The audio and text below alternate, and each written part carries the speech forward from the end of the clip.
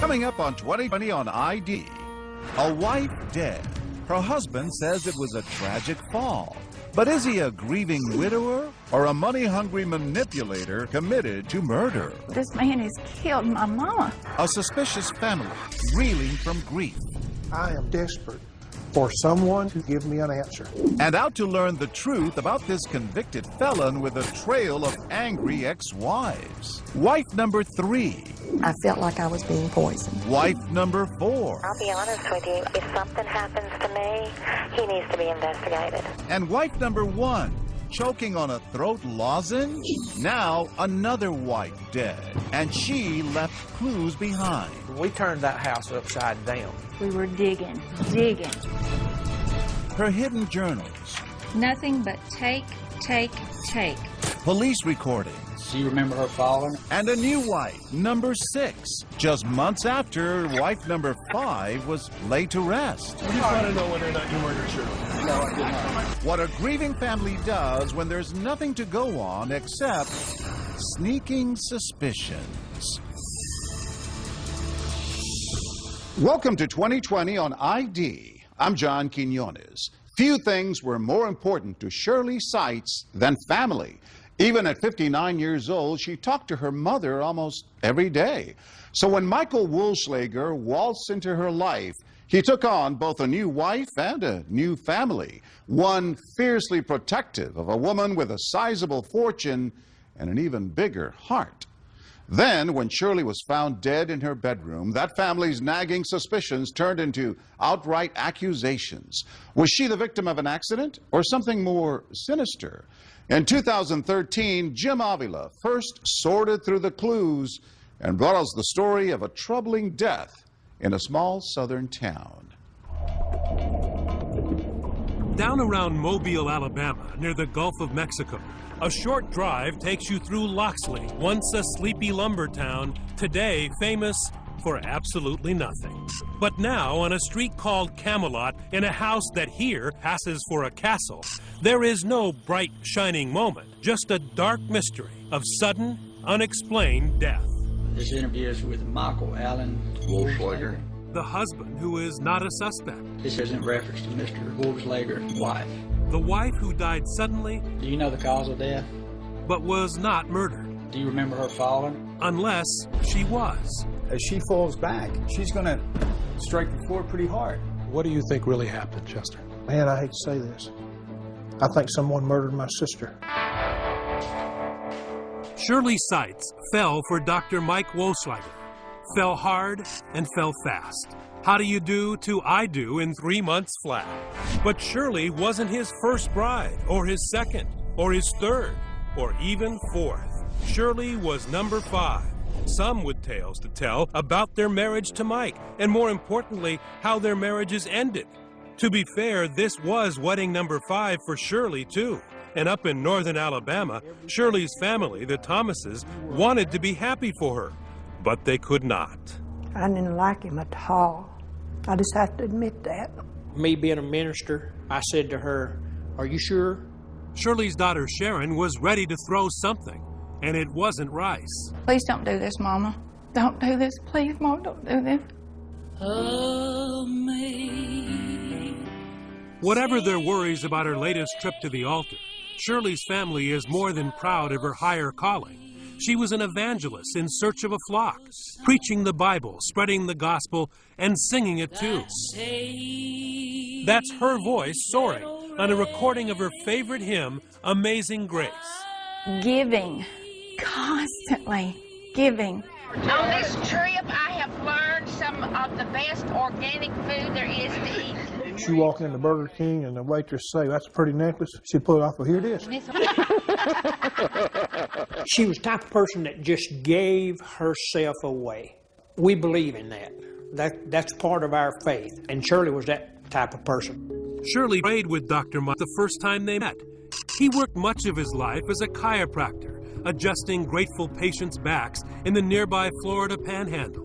Known affectionately as Dr. Michael, He was a prominent member of the medical community, smiling handsomely in healthcare ads in the newspaper and online. But money trouble plagued the chiropractor like a crooked spine. And his financial problems troubled Shirley's family because one of her husbands, Gene Seitz, had died and left her with his name and a hefty inheritance, $1 million. Were you worried about her money? Yes, I was worried about her money. He come into her life with the clothes on his back. And he's a doctor. He doesn't have a home, Mama. Well, he's in transition. He doesn't have a job, Mama. Well, he's a chiropractor. He's going to get a job in Alabama. He come into the marriage with a wore-out pickup truck and a bunch of debt. Her engagement ring from Dr. Mike, the wedding rings, the house they lived in, that first big purchase together. The family says Shirley paid it all. Mike seemed to appreciate it. Women from their church later said Michael was a wonderful husband to Shirley. Anything in the world Shirley told him to do, he'd jump up and do it, you know, but who wouldn't? Because he knew his bread was being buttered? Yeah. You said that, I didn't. And it wasn't just his money problems that bothered Shirley's family. He's a charlatan. He wants to be everything to everybody, and when you were around them, you could talk about scuba diving, you could talk about picking peaches off of a tree. Michael had done it. And Michael had done it. And I think Shirley recognized some of that. Wait a minute, this is not true. And she knew that I had this old intuition, hey, this guy's not real. Still, love, marriage, and pushing the grandkids' baby carriage, Shirley's family made room for Big Mike. And even the doubting Thomases could not guess for better or for worse was about to get a whole lot worse. 4 years into the marriage, something is wrong with Shirley. Months later, in a recorded interview obtained by 2020, Dr. Michael would tell investigators Shirley had been ill for weeks, food poisoning, thyroid problems, and to cap it off, a stubborn migraine headache. She gets bad migraines maybe 2 or 3 times a year that last 3, sometimes 4 days. Shirley's little brother, Ricky Thomas, her closest sibling, who had even grown to like Mike, speaks to her on the phone. And I said, hey, what's going on with you, girl? And she said, I'm just not well. Just pray for me. She was so out of it, she just didn't even want to talk to me. Shirley's mom, Myrtle, and her brother, Junior Thomas, drive 5 hours south to the house on Camelot to see what was what. I said, come to the door and let us in. She said, I can't get up. And I said, what do you mean? She said, I feel so bad I can't get up. The family says they'd never seen Shirley like this. She had a terrible headache. She was really sick. The family says Mike tells them Shirley might have fallen down these stairs a few days earlier while he was away, knocking down a potted plant. He later tells investigators too. I sat here with her mother and asked her, baby, do you remember falling down those steps because that plant was knocked over? And she almost got irritatedly mad at me. And she said, I did not fall. Myrtle and Mike nurse Shirley through the weekend. They try to get her to go to the doctor, but Shirley keeps putting it off. Mike gives her migraine medicine. It seems to do a world of good. And by Sunday night, Shirley is even sitting up, eating, and talking. I said, now, Shirley Faye, you better lay down and go to sleep. We don't want that to start back again. And that's the last words I ever said to her. The next morning, Mike, who said he had been spending his nights on the couch and checking on Shirley through the night, goes into the bedroom once again. And she wasn't responsive. So I walked over and I turned on the light, and her lips were already blue. Mike yells for Myrtle. She's not breathing. Call 911. Steve Brannon is a former FBI agent, now a private investigator hired by the Thomas family. He showed us around the house on Camelot. So when Myrtle gets in here, what does she see? She sees Shirley on the floor by the bed. On the ground? On the ground, and Michael beginning CPR. Myrtle knows it's too late. And I said, Mike, Shirley's already gone. Shirley is dead. Precious. She was precious. If I can be a third of the woman that she was, I'm blessed.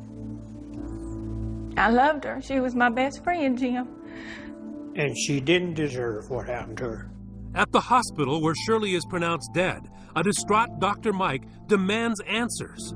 First thing Mike said, I'll never forget it. He said, well, I want an autopsy. Mike says he was desperate to know whether he could have prevented Shirley's death. I said, I'm trying to get a handle on what's going on, because not only have I lost my wife, but now I don't know whether I could have saved her if I could have gotten her to the doctor. And things are about to get worse for the grieving widower, because as they begin to settle the estate, Shirley's family turns on it. Chester is sorting through Shirley's fortune, what's left of it. What happened to her finances? He soaked her dry. I don't know other way to put it. Still ahead, Dr. Mike gets his answers. An autopsy reveals the cause of death, and it was no migraine. But was it the other M word? Stay with us.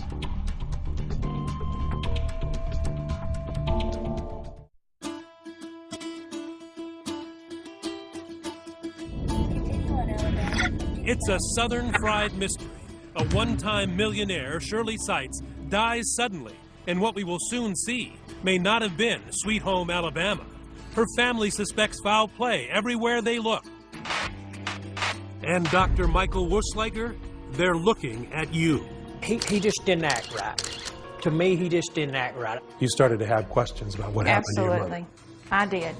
The suspicions begin with Dr. Mike's reaction to their surprise visit back when Shirley was sick.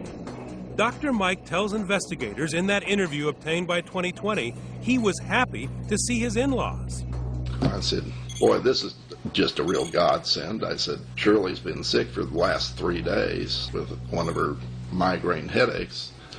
And I said, here you are showing up. Shirley's mother, Myrtle, and brother, Junior, say that's not how they remember it.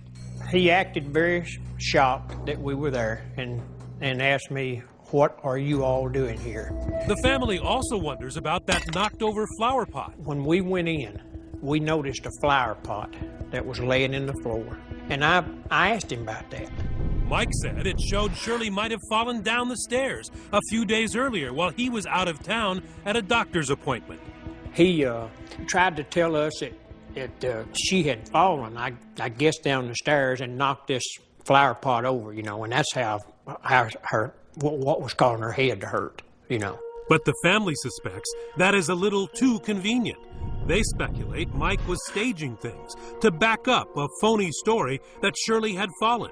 Thomas family investigator Steve Brannon. When the mother comes in on Friday, this flower pot that was supposedly knocked over on Wednesday is still knocked over.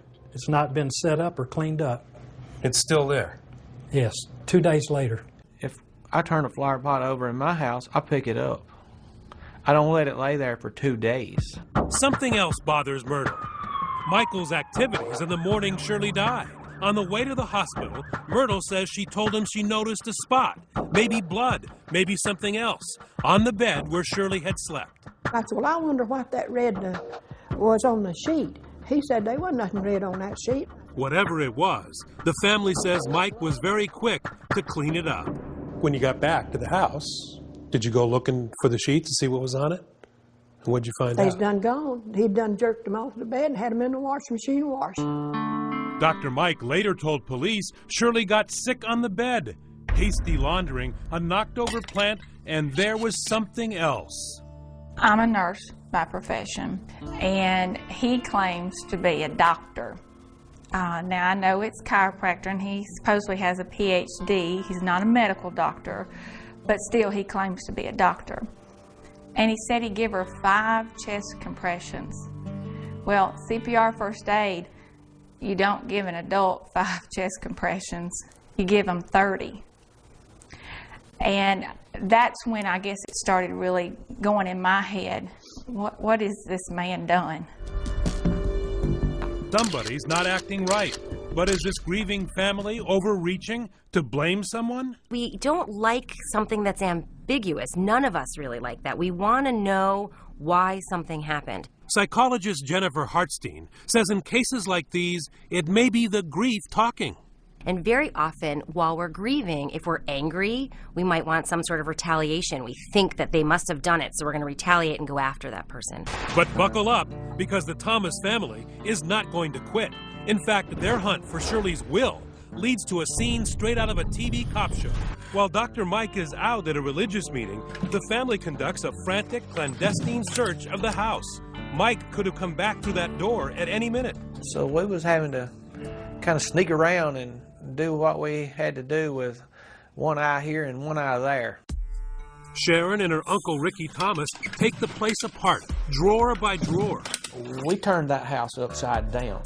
We were digging, taking pictures, trying to find that original will to get in my hand.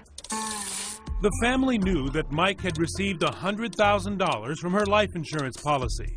But when they find the will, they discover Shirley, even after 4 years of marriage, left everything to her daughters, not a dime to her husband. Why didn't she write him in? To the family, the answer becomes clear when they find something else. Shirley's journals, personal, revealing journals. We found it actually up underneath another drawer in her bedroom. Is there anything of interest in the journals about their relationship? How much longer am I going to have to financially support this man? He said he wasn't going to do this to me. He was going to get a job. He's constantly spending my money. Lord, when is he going to get a job? Later, when police ask Mike about his marriage, he paints a totally different picture. How would you describe yours and Shirley's relationship? We had an absolutely marvelous relationship. Shirley and I were the epitome of just exactly what a husband and wife are supposed to be. But when Shirley's daughter reads some of the journal entries to 2020, well, see what you think about this marvelous relationship. I'm so hurt and disappointed with Michael that I really don't want to be around him. I'm angry at him and let down. Nothing but take from this man. No giving. I'm not a wife. I'm a bank that is taking care of all of his financial needs. But did Shirley know just how much she was supporting her husband? He took $100,000 out of her checking account 30 days before she died. Or 33 days, I think, before she died. Do you know what happened to that money? I know who it was wrote to. The check was wrote to a company that he owns. Clues to an unhappy marriage, but no smoking gun. But just to be clear, her complaints about him were mostly about financial. Financial, yes. I never saw any communications in regards of him being physically mean to her, just financially. And she wasn't frightened of him? No, she didn't make indication that she was scared of him in the journals, no. So Shirley's family turns their investigation in another direction, Mike's long matrimonial history, and comes across the odd tale of wife number one. Her name is Lynn. I said, Ricky, I need to tell you some things I found out about Michael. The family had discovered what is to them a very strange coincidence. Shirley's daughter Sharon arranged to meet her Uncle Ricky to tell him about it. I knew that it would be upsetting, so I just asked Ricky, let's just ride up to the cemetery. They come here to, of all places, the High Rock Cemetery, where they had buried Shirley less than 2 weeks before. Right beside Shirley's grave. Among the shadows of the tombstones, it's an oddly comforting place where they can feel Shirley's presence and where Sharon can broach a difficult subject with the one family member still close to Mike. She shows Ricky an old yellowing newspaper article, a brief story about the sudden death of a young woman in Gainesville, Florida in 1977. Lynn Wolfslager, Mike's first wife. The article says a 25-year-old woman apparently choked to death Friday on a throat lozenge. Choked to death on a Cepacol lozenge. That's what her death certificate says. It appears there was no police investigation. Sharon and the rest of the Thomas family say they find two things strange about that. First, an otherwise healthy 25-year-old woman chokes to death on a cough drop. Second, they say Michael had always told them a different story. He told them his first wife didn't die suddenly. She died a slow, painful death from cancer. Michael had told us the entire time that he was married to Mama that Lynn had leukemia. And that's how she died? Yes, that's how she died. And that when she died, he was holding her hand, consoling her in the bed. He never mentioned a throat No. lozenge. It made me wonder, well, what else has he lied about? What else has he lied about? For the answer to that question, we take you to Chipley, Florida, and a suspicious fire in Dr. Mike's past, nearly 20 years ago. I was approaching this place of business here. I detected smoke, seen smoke. Lieutenant Tillman Mears, in plain clothes now, was a rookie patrolman back in the day. He says Dr. Michael, as everyone called him, was the go-to chiropractor in town, especially for female patients. One night, his office caught fire. The doctor was found standing across the street, just watching it burn. My first question was, why didn't the doctor call the fire department? Instead, he tells an incredible story. Someone trying to kill him set the fire while he was trapped inside. He said he woke up smelling smoke and had to fight his way out of the burning building. Escaping by karate kicking through a burning wall barefoot, but when police check his feet, there's no burns, not even a scratch. Mears says the skillful chiropractor was twisting the truth. He thought I was going to go away, I think, and believe what he said. But the cops say Dr. Mike's story stunk, and so did he. Once I approached Mr. Wassenlegger, I detected the smell of diesel fuel on his person. And that was before they found the can of diesel fuel and a match and the suspected motive. He was flat broke and after the insurance. Dr. Wolfslager was arrested, tried, and convicted of arson. And one thing stayed with the policeman after all these years. He says Dr. Mike threatened him. After the jury had come back with a guilty verdict, he turned and told me that I'd pay for this. Dr. Mike was the one who paid, although he got no prison time, just 15 years probation. And with the surrender of his license, it was the end of his career as a chiropractor. But for Shirley's family, it was evidence of much more. Dr. Mike, when he is broke, they say, is not above committing a crime or inventing a whopper of a story to cover his tracks. Who had the motive? Who had the opportunity? Who has lied in the past? Trying to answer that question, we contacted Mike's second wife, Paula. She says he never harmed her. Even so, as you've seen, he's no choir boy. In fact, he's a convicted criminal. But capable of killing? Who says? She does. The other ex-wives are now coming out of the woodwork with startling stories of their own. All of a sudden, bam to the back of the head. You just feel this blunt impact. Just bam. Stay with us.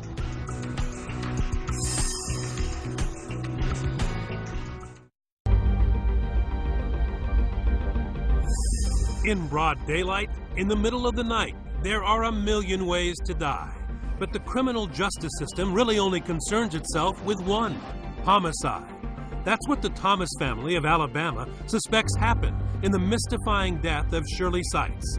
They accuse Shirley's husband, Dr. Mike Wolfslager. I intend to see that he's dealt with, and he can take that to the bank. A flicker of suspicion about what happened in the house on Camelot Court is now a raging five-alarm mission for what they see as justice that has fully engulfed 3 generations of the Thomas family and leads to 2 more of Dr. Mike's 5 wives. So I just get on the internet and start Facebooking. Relentless, Sharon has tracked down yet another wife, number 3, Gloria Potts. I said, well, I would like to talk to her. I just want to find out, who is this person that we thought we knew? Gloria says she knows things about Dr. Mike. Hey. Give me a hug. 2020 was there when Gloria met Shirley's family face to face for the first time. What could have been the most awkward family reunion ever. Relatives of the 5th wife meeting the 3rd wife. It's the Dr. Mike Ex-Wives Club bonding over their shared suspicions. It's so good to meet all of y'all. Absolutely. To be able to let y'all know how I feel. And I'm so sorry. Of course, Mike is missing, and so is Shirley. It brings back a lot of memories. I'm so sorry. I didn't know Shirley, but it was almost like I had lost someone. Gloria spoke with Sharon by phone soon after Shirley's death. She can remember the charming side of Dr. Mike. There is something that attracts women to it, right? Yes. Very polite. Always opens your door. Just very caring. And some of my friends, when we were dating, would say, there's something wrong. Nobody's that nice. And she now says they were right. Toward the end of their marriage, Gloria believes Michael was trying to poison her. I felt like I was being poisoned. I really did. You got sick?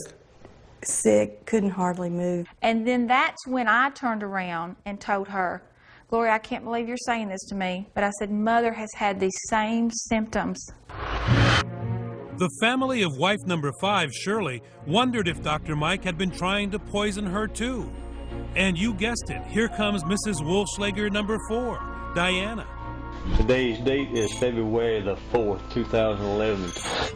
In a recording obtained by 2020, investigators questioned Diana Yohn, the 4th stop on Dr. Mike's matrimonial trail, the wife between Gloria and Shirley. I think the man's dangerous, personally. Do you think that he's capable of murder? I don't know.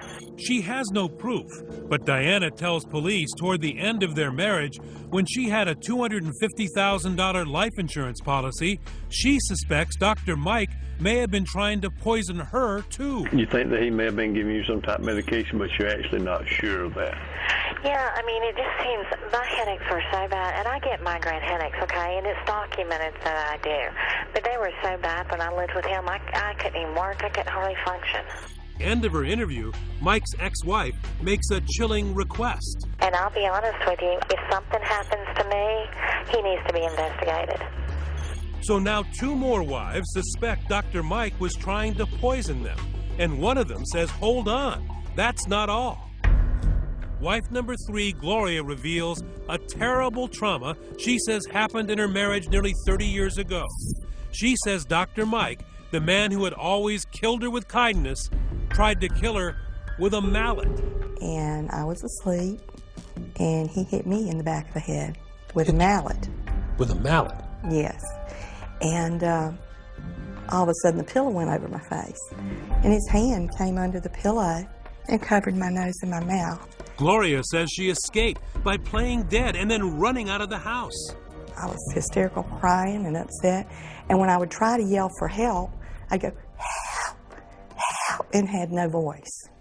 You went to the hospital? I went to the hospital, but we told them I slipped in the tub. Did you ever ask him at any point, why were you doing that? Why did you try to kill me? Yes.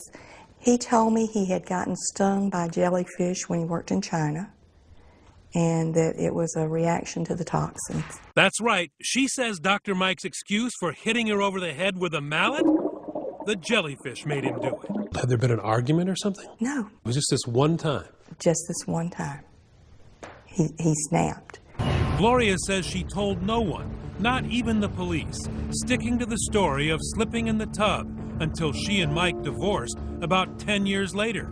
Only then, she says, did she begin telling people. She also got a restraining order. So people are going to wonder, okay, so you get hit over the head, and the guy puts a pillow over your head, and yet you didn't divorce him right then, you stayed. Yes. Have you asked yourself why? 1,000,000 times. I can't understand why. I have no answer to that question. I'm sorry that I didn't call you. That's okay. That's okay.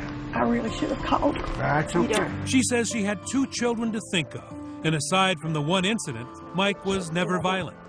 Anyone that was around Michael would know it's out of character. He was very charismatic, very calm, very nurturing, just total opposite of what you'd think. Were you scared of him after that? Yes. Must have been hard to go to sleep next to the same man. Yes, it was. But besides the fact that he hit you with a mallet, he was a good husband. Other than trying to kill me, to my knowledge, he was a very good husband. It doesn't make sense. And me staying didn't make sense. Maybe she's just mad. Maybe she is trying to get back at him. Possibly. That's the possibility, but she's been telling the same story for a number of years. It didn't just come up after Shirley died. Can you still see him standing over you? Yes. And I was terrified. I didn't know what to do. Now remember when Gloria told the family and then police this amazing tale of Mike's alleged attack, no one knew what killed Shirley. The autopsy was not finished yet. So imagine the reaction when months later, the family is finally given the results. I'm shaking my head. I can't believe this. I cannot believe this. I can't believe this is happening. Why? Because the medical examiner finds what caused Shirley's death is no migraine. It's a blow to the head. Blunt force head injuries. A hit to the back of Shirley's skull, hard. That is what killed her. So when you find out later on that it's blunt force trauma to the head, then there's no question in my mind that Michael murdered this woman, murdered Shirley. My mother has actually been killed. This man has killed my mama. But not so fast. The toxicology report found no poison or fatal doses of drugs. And even as it makes clear the cause of death, the autopsy fails to answer the really big question, the manner of death. How Shirley got that fatal injury.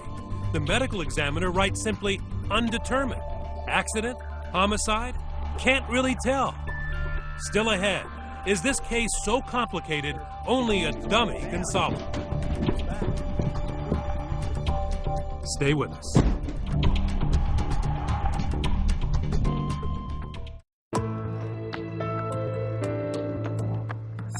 The autopsy on Shirley Seitz has been released. Her family had believed it would prove she was murdered, but they were sorely disappointed. Shirley did die of blunt force trauma, but the question remained, how? Once again, Jim Avila. It is a deadly game of 20 questions. Perhaps first, does this stairway lead to accidental death? Or as the family of Shirley Seitz believes, is it a fatal spiral to foul play? My theory is that my sister did not fall downstairs. 3 people go to sleep in this house on a winter night in Alabama.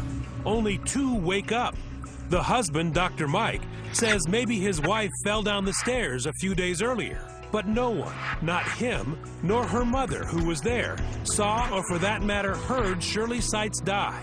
So what happened? No better words, slammed my sister's head against a wooden floor or against something hard, fractured the occipital bone in the back of her head, dislocated her brain from the front of her head, and she died from the results of it. So is that possible? We summoned 2 top experts. In the field of forensics, a medical examiner. In the field of falling down, a dummy. Dr. Bill Mannion, a private medical examiner from New Jersey, has conducted thousands of autopsies. Very difficult. I mean, this is the kind of case that exasperates pathologists because we can hear all kinds of hearsay and complaints of family members, but again, to go into court and say beyond a reasonable doubt that this is a homicide, it would be very, very difficult. We asked him to review Shirley's case. His most important finding? Dr. Mannion says in his opinion, the autopsy shows Shirley certainly did not die days after falling down the stairs, as Dr. Mike suggests. She died within hours. do you believe she'd be able to carry on a conversation? Sit up, a couple days later, talk with her mother, sitting on a couch? Forensic pathologists thought this was an acute injury, and she died within an hour or two of this injury. That's my read on the autopsy. Not days later. Not days later, that's correct. But does that mean Shirley was murdered? Not necessarily. We took Dr. Mannion to a house with a carpet-covered staircase like the one where Shirley lived. An important point, Shirley had only one serious injury, the blow to her head. No bruises on her back or buttocks. So a full fall down the stairs like this is highly unlikely. It's not consistent with falling all the way down the stairs. That's correct. I would expect her to have more injuries if she fell down a flight of stairs. In fact, Dr. Mannion says the only fall on the steps that makes any sense is if she tripped at the bottom of the stairs. And as she falls back, she strikes her head on the edge of the step. And by doing that, she sustains all the skull fractures to the back of the head. Now, there is at least one scenario in which the autopsy and the family's theory could match, here in the bedroom. In a homicide scenario, you could just lift the person up and then slam them right back on the ground. But Dr. Mannion has serious reservations. For one thing, Shirley could have fallen accidentally in the bedroom. And also, Could Shirley have been murdered with her mother right there in the house? We don't hear any boom. We don't hear any commotion. The mother is there. She doesn't hear any screaming. There's no defensive wounds. There's no signs of a struggle. So again, very, very difficult to say this is a homicide. In the end, our medical examiner expert, Dr. Mannion, says the autopsy does not have all the answers in this case. This is the kind of case where you need help from the police. But there was an investigation by Loxley Police and the Alabama Bureau of Investigation. It went on for a year and resulted in a 184-page report to the prosecutor, although Shirley's family doesn't think much of it. I think it's a joke. I think my 10-year-old grandson could have done a better investigation than the ABI done or the Loxley Police Department. For one thing, the Thomas family feels agents went way too easy when they interviewed Dr. Mike. Do you have any suspicions as to what may have happened to her? The only thing I can rationalize based on the way she was feeling and what the autopsy report said was she had to slip down the steps and hit her head. The police do ask Mike whether he might have accidentally done something to Shirley. And you're a chiropractor, right? Yes. You said you worked on your wife quite a bit. You think something may have happened when you were adjusting her or something? Or? I've adjusted thousands upon thousands of people, and I've never had, my entire career, I never had any malpractice suits, never had any injuries, other than a couple of broken ribs on some old ladies. When the ABI ended its investigation, the county prosecutor took no action. The Thomas family is furious. Why has nothing happened? It's because someone does not want to do their job. They have proven to me, I'm talking about the Baldwin County District Attorney's Office, that they do not want to work hard on this case. They hire Birmingham attorney Henry Frozen. In nearly 2 years after Shirley's death, they sued Dr. Mike. The lawsuit alleges the deceased was killed through the actions, by the actions of Michael Wolschlager. Answering the suit, Dr. Mike flatly denies having a hand in Shirley's death. But he didn't even need to bother. That's because the lawsuit was dead on arrival. There was one factor that we did not know and didn't appreciate. It turns out that back when Shirley's daughters settled her estate, they had agreed not to sue Mike. And sure enough, the judge threw out the lawsuit, leaving any legal action in the hands of the criminal justice system. Still ahead, an unscheduled appointment with Dr. Mike you won't want to miss. We just want to know whether or not you murdered Shirley. And be sure to RSVP. You're about to meet wife number 6. Stay with us.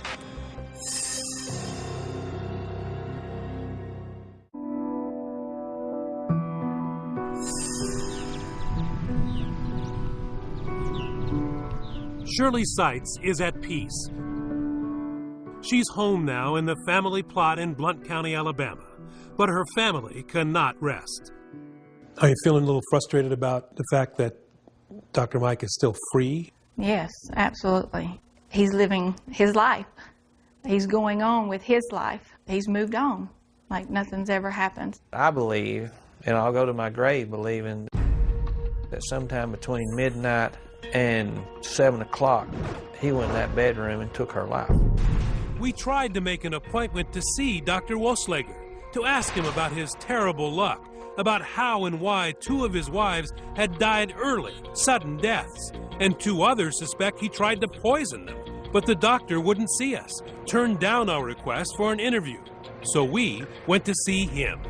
We found him living in Pensacola, Florida, and not alone. Dr. Mike, we're just here, Dr. Mike, to ask you whether... The woman with him and threatening to sue as I backpedal used to be known as Luann Elkins. She'd known Dr. Mike back when Shirley was still alive. The question is, just how well? I do believe that he was having an affair on Mother. The woman that he is now married to, I believe, is the woman that he was seeing prior to Mother's death. Married to? That's right. Luann now goes by the name Maggie. Maggie Wolschlager. She is wife number 6. Are you currently in a relationship with anybody else now? Or? I go out with people just to be with them. Her name had come up in Dr. Mike's interview 3 months after Shirley's death when police asked about his love life. I've been to the movies with Luann, and I've actually babysat Luann's 2 sons not really dating. I mean, I see. Well, none of them are dates per se. No. Dr. Mike denied to police that he cheated on Shirley, but Sharon says she believes it could be another motive for wanting Shirley out of the way. There's too many red flags with what I have discovered in reference to her. We found Dr. Mike in a fast food parking lot. Wife number 6 was not happy to see us, but we did get to ask that critical question. Get in the car. We just want to know whether or not you murdered Shirley. That's all we want to do. We're going to sue you. You murdered Shirley? No, I did not. Let me ask you, Myrtle, as a mom, what are you looking for here? I guess justice. I don't want to accuse somebody of something that they didn't do. But then if he did do something to my daughter, I'd want him to have to pay for it. When Shirley married this man, she had $500,000 in liquid assets plus a home and 15 acres of land. And what happened to your sister when the money ran out? What happened to her? She died. Wuschlager says he now has no money, is living on food stamps, and can't afford a lawyer. Although he may need one again, the Thomas family at long last got some good news.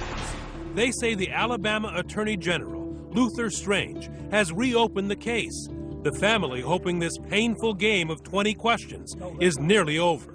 I am desperate for someone to answer those questions and give me an answer. The Thomases believe this case should not linger, not just for Shirley's sake, but out of a new concern, a concern for Mike's new wife. In fact, Ricky says he's called to warn her. I just didn't feel like I could rest without at least telling her. And she got very defensive, and I said, hey, that's okay. I'm just calling you to warn you because I wish somebody had have warned my sister. We've had a good trip. Good trip. The family says Mike may have replaced Shirley, but they cannot. It has been a long road. Mother was my best friend. She was just close to me, and it does hurt when I can't leave work and call her, or when I can't tell her, hey, guess what your grandbaby did today. So it hurts. I'm ready for closure. I think we all are. We're ready for closure. Anytime he needs to remember, little brother Ricky drives up to that quiet spot in High Rock and listens for the sound he's been missing, his big sister's voice. Oh, me.